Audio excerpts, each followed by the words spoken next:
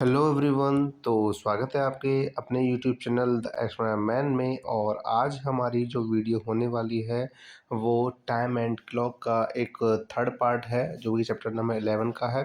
और इसमें हम कैलेंडर से रिलेटेड क्वेश्चंस को करने की कोशिश करेंगे। लेकिन इससे पहले जो इम्पोर्टेंट चीज़ें हैं वो है हम कैलेंडर को जानेंगे हम कि कैलेंडर एक्चुअली में क्या होता है, ठीक है ना। तो चलिए वीडियो को शुरू करते हैं। तो सबसे पहले मैं बात करूं, मैं वीडियो में आपको पहले बता चुका हूं जो हमारे मंथ्स होते हैं। मंथ्स हमारे कितने होते हैं? टोटल 12 मंथ्स होते हैं। और ये सामने आज आपको जो इमेज दिख रही है एक बेसिक ट्रिक है जिससे आप इजीली ये याद रख सकते हो कि किस महीने में कितने दिन होते हैं। अब most of the months 30 days या फिर 31 डेज होते हैं। लेकिन इसके अलावा एक महीना ऐसा आता है जिसमें 28 डेज या फिर 29 डेज हो सकते हैं। तो यहाँ पे सिर्फ यही एक ऐसा मंथ है। वो कौन सा मंथ है आपका? फेब्रुअरी है। कौन सा मंथ है? फेब्रुअरी है। बट मैक्सिमम जितने भी आपके मंथ्स होते हैं उनमें 30 या 31 डेज ही होते हैं। जैसे कि आप क्या करिए, अभी मेरे साथ आप अपने हाथ से मुट्ठी बांधिए। आप देख रहे हो जो उठे हुए हिस्से हैं, यानी ये नकल्स हैं आपकी। ये क्या है आपके? ये नकल्स जो दिख रहे हैं। नकल्स पे जो उठे हुए हिस्से हैं वो ऐसे हिस्से हैं जो 31 डेज के होते हैं। जो कैसे होते हैं आपके? 31 डेज के होते हैं। और जो नीचे का जो हिस्सा है, ये जो क्या है, नीचे वाला जो हिस्सा है वो क्या है? 30 डेज के होते हैं, ठीक है। बट एक्सेप्शन मैंने बताया था कि फेबररी एक ऐसा एक्सेप्शन है जिसमें या तो महीना एक 28 डेज का होगा और या फिर महीना कितने का होगा? 29 डेज का होगा, ठीक है ना। वो हम बाद में बात करेंगे कि 28 का कब होगा, 29 का कब होगा। तो जनवरी जो कि उठे हुए हिस्से पर है और फरवरी जो कि निचले हिस्से पर है। इसके बाद मार्च आता है। इसके बाद क्या आता है? अप्रैल। यानी कि जो जो मंथ्स हमारे जो नकल्स के ऊपर वाले हिस्से पर आएंगे, वो नकल्स पर आएंगे, वो क्या है आपके? वो है 31 डेज वाले। कौन से हैं वो? 31 डेज वाले मंथ्स होंगे, ठीक है ना। और ऐसे मंथ्स जो किस में आएंगे आपके, जो नीचे की तरफ आएंगे, वो कैसे होंगे आपके? वो होंगे आपके 30 डेज के। कैसे होंगे? 30 डेज के। तो हम यहाँ पे देख पा रहे हैं, बहुत ही ईजी ट्रिक है। तो आप जैसे देखिए, फर्स्ट जनवरी, फरवरी, मार्च, अप्रैल, मई, जून। अब जून के बाद क्या है? जुलाई है। तो जुलाई हमारे उठे हुए हिस्से पर है। लेकिन जब हम वापस आएंगे लौट के, जब हम क्या जाएंगे, वापस आएंगे लौट के, तो हमें वहीं से शुरुआत करनी पड़ेगी। इसका मतलब ये कि ऐसे 2 महीने हैं जो लगातार कैसे पड़ रहे हैं आपके? 31 के पड़ रहे हैं, यानी कि जुलाई और क्या है? अगस्त। ये 2 मंथ ऐसे हैं। ये क्या? 2 मंथ ऐसे हैं जो लगातार कैसे पड़ रहे हैं आपके? 31 डेज के पड़ रहे हैं। इसके बाद सितंबर जो 30 का होता है। इसके बाद अक्टूबर जो 31 का होता है। नवंबर क्या होता है? 30 का। और दिसंबर लास्टली किसका होता है आपका? 31 डेज का होता है, ठीक है ना। तो आई होप कि ये एक बेसिक जो ट्रिक है आप इजीली लर्न कर पाओगे कि आपको देख ज़्यादा सोचना नहीं है, ज़्यादा समझना नहीं है। बस अपने नकल्स को देखिए और याद कर लीजिए कि 31 डेज कहाँ पे पड़ेंगे और 30 डेज कहाँ पड़ेंगे, ठीक है। अब आगे बढ़ते हैं। आगे जो हमें दिया गया है वो भी मैंने आपको लास्ट वीडियो में बताया था मैंने कि हमारे जो मंथ्स हैं, टोटल मंथ्स कितने होते हैं? 12 होते हैं। टोटल मंथ कितने होते हैं आपके? 12 होते हैं। जनवरी, फरवरी, मार्च, अप्रैल, मई, जून, जुलाई, अगस्त, सितंबर, अक्टूबर, नवंबर, दिसंबर। ये आपके क्या है? टोटल 12 मंथ्स हैं। और जैसे कि मैंने बता रखा था, अभी भी बताया था, वो एक शॉर्ट ट्रिक बताई थी मैंने। क्या बताई थी? एक शॉर्ट ट्रिक बताई थी जिससे कि आप आसानी से याद कर पाओ कि किस मंथ में 31 डेज हैं और किस मंथ में आपके 30 डेज हैं। और मैंने ये भी कहा कि 7th और 8th मंथ ही एक ऐसा मंथ होता है जिसमें लगातार जो महीने आते हैं वो 31 डेज के ही होते हैं। अब इसमें जो फेब्रुअरी है, जो आपको क्लियर कर देता हूँ, 28 डेज के जब होती है, जब कोई भी एक ऑर्डिनरी ईयर होती है, साधारण वर्ष होती है। और 29 की जब होती है, जब कोई भी ईयर लीप वर्ष होती है या लीप ईयर होती है, ठीक है ना। अब हम आगे बढ़ें। अब जैसे कि आपको यहाँ पे कैलेंडर दिख रहा है, तो कैलेंडर में एक बेसिक, अब ये तो मैक्सिमम सभी लोग देखते ही हैं, सबके घरों में, मोबाइल्स के अंदर, और जो वॉल पर रहता ही रहता है, ठीक है। इसके साथ ही इसमें खास बात बताने वाली बात यह है कि इसमें आपको ये पता ही है कि डेज कितने होते हैं? टोटल 7 होते हैं। Monday, Tuesday, Wednesday, Thursday, Friday, Saturday and Sunday. लेकिन यहाँ पे ये बात ये है कि इसमें हर एक महीने के अंदर कितने संडे पड़ जाते हैं, ठीक है। तो यहाँ पे बात ये है कि ये जो मंथ है, इस एक किसी मंथ में आपके जो मिनिमम है 4 संडे होते हैं। कितने होते हैं? 4 संडे होते हैं। और मैक्सिमम कितने हो सकते हैं? 5 हो सकते हैं। कितने हो सकते हैं?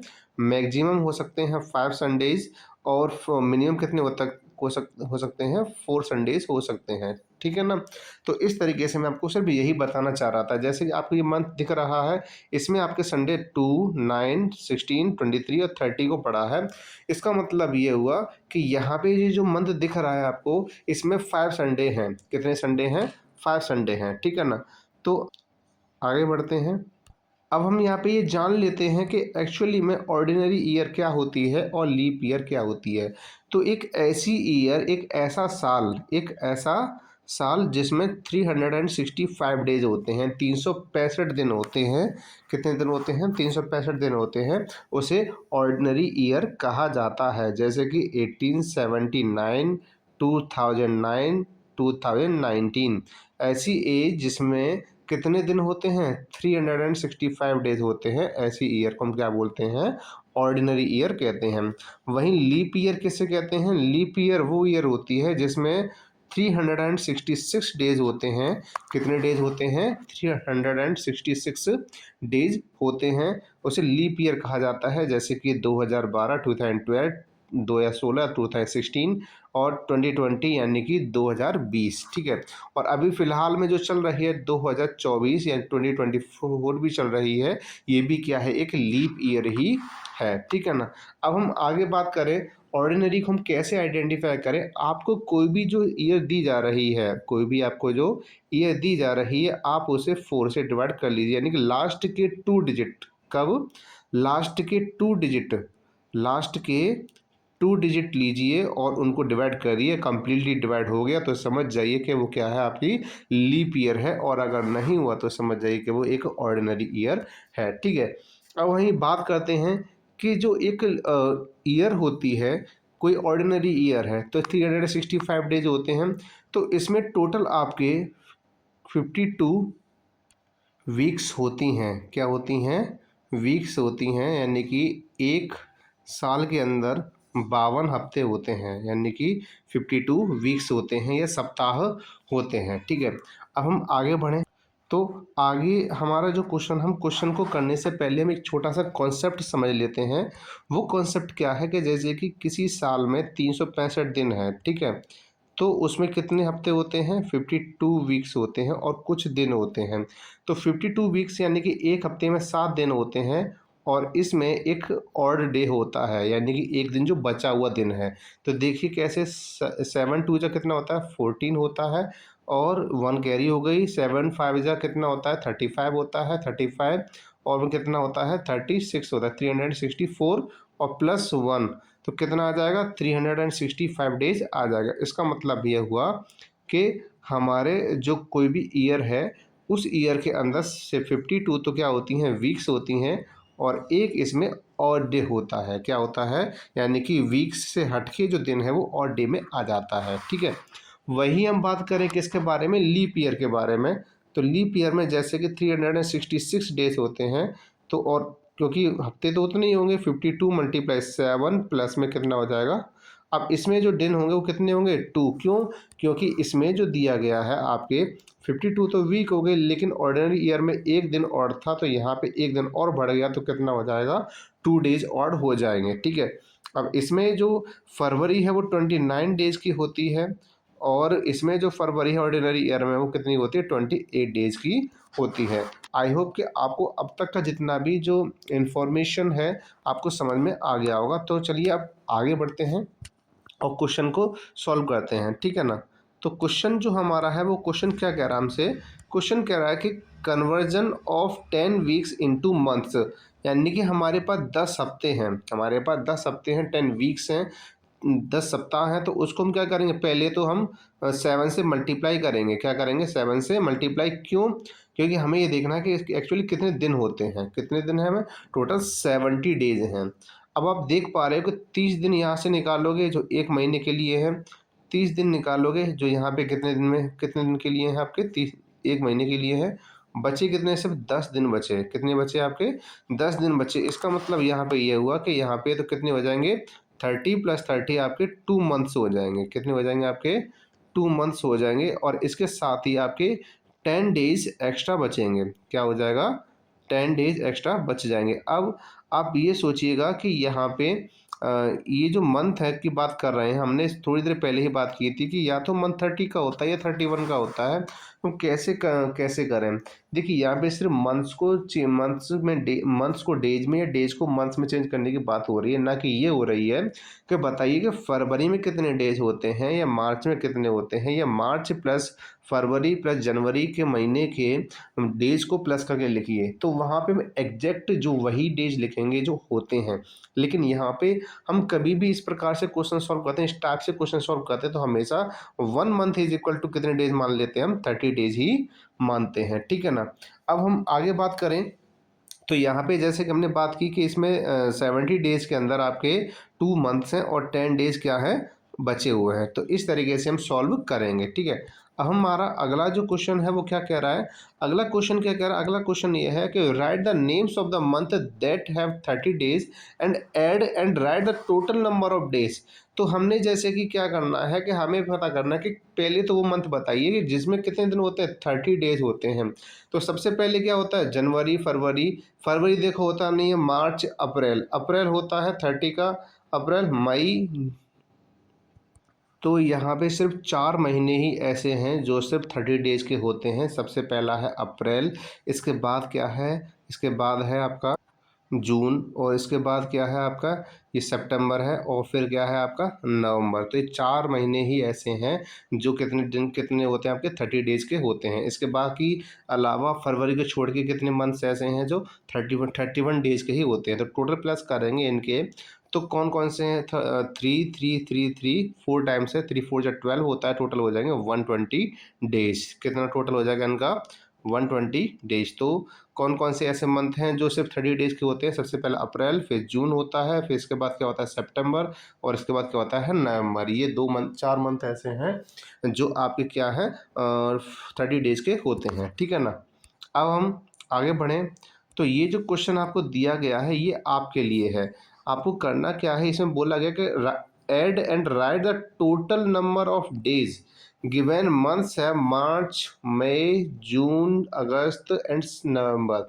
यानी कि आपको जितने मंथ यहाँ पे दिए गए हैं, मार्च मई जून अगस्त एंड नवंबर, इन सबके डेज को लिखना है, इन सबके डेज के नंबर्स को लिखना है, कितने नंबर्स हैं, और फिर इनका बताना है कि टोटल कितना होगा। तो ये आपको करना है। ठीक है ना। ये आपके लिए, और आप हमें कमेंट करके बताइएगा कि इसका आंसर कितना होगा। ठीक है। अब हम बात करेंगे, अब यहाँ पे क्वेश्चन क्या है, क्वेश्चन यहाँ पे ये है कि how do we know whether a year is a leap year. तो हम कैसे पता करेंगे कि कोई भी ईयर एक लीप ईयर है। जैसे कि मैंने बताया कि आपके पास कोई भी जो ईयर दी जा रही है, कोई भी जो ईयर दी जा रही है उसके लास्ट के 2 डिजिट देखने हैं, लास्ट के 2 डिजिट देखने हैं, और इसमें डिवाइड कर देना है 4 से। अगर आंसर आ गया, अगर कंप्लीटली डिवाइड हो गया, रिमाइंडर नहीं बच रहा है, तो वो लीप ईयर यस हो जाएगा। ठीक है ना। तो इस यानी कि सिंपल सा कहने का मतलब है कि उसमें 4 की डिविजिबिलिटी का यूज़ करना है। ठीक है। अब हम बात करें what is the formula of calendar. तो कैलेंडर का जो फार्मूला है वो मैंने अभी बताया था कि जो साल होती है वो 365 दिन की होती है, और उसमें 52 क्या होते हैं, वीक्स होते हैं, और एक वीक में 7 दिन होते हैं, और इसमें एक क्या होता है, ऑड डे होता है। वहीं हम बात करें लीप ईयर के बारे में, तो इसमें भी क्या होती हैं, 52 वीक्स होती हैं, और एक वीक में 7 दिन होते हैं, और इसमें कितने होते हैं आपके 2 और डेज होते हैं। कितने और डेज होते हैं, 2 और डेज होते हैं। ठीक है। तो यही इसका क्या है, कैलेंडर का फार्मूला है।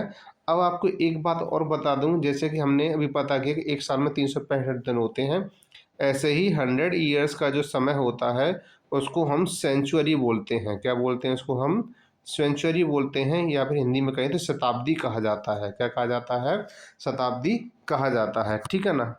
तो आई होप कि आपको अब तक जो बताया गया है वो काफ़ी अच्छे से समझ में आ गया होगा, और आपको कैलेंडर अच्छे से समझ में आ गया है, तो इसका मतलब ये है कि हम आगे इस पे बेस्ड और हमारा जो टाइम है, जो क्लॉक है, इस पे हम एक लास्ट वीडियो कल जो लेकर आएँगे, हम उस पे कुछ क्वेश्चंस को सॉल्व करेंगे।